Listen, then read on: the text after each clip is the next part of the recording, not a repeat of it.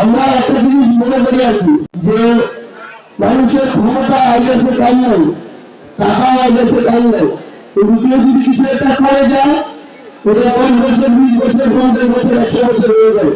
টাকাতে কিন্তু মান সম্মান কোনোদিন কিনা যায় না।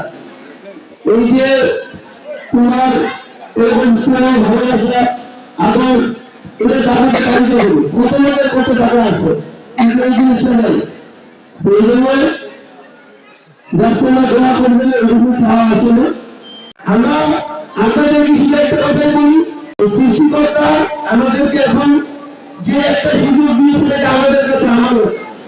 আমরা কখনো কল্পনাও করি নাই যে আমাদের জীবদ্দশা এই সুযোগ আমাদেরকে দিবে।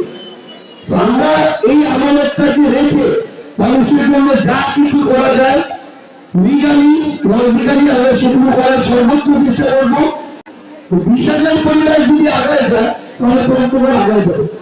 এবং আরেকটা জিনিস, আমার প্রত্যেকটা জেলা এবং আমাদের উপজেলা এবং ইউনিয়নে লোক ফিল করবো, খুব দ্রুত আমার সাথে যদি কোথাও অন্যায় হয়, কোথাও যদি আপনারা দেখেন যে কোনো একটা কাজের জন্য টাকা চাচ্ছে, হয়রানি করছে, তখন ওই প্রতিনিধি আপনারা জানাবেন, তার বিরুদ্ধে যদি সে অন্যায় করে থাকে, যেই ব্যবস্থা নেন আমরা ব্যবস্থা নেব।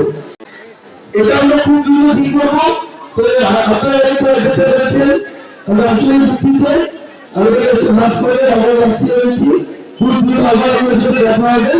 সবাই সে পর্যন্ত ভালো থাকবেন, সুস্থ থাকবেন, আমাদের জন্য দোয়া করবেন।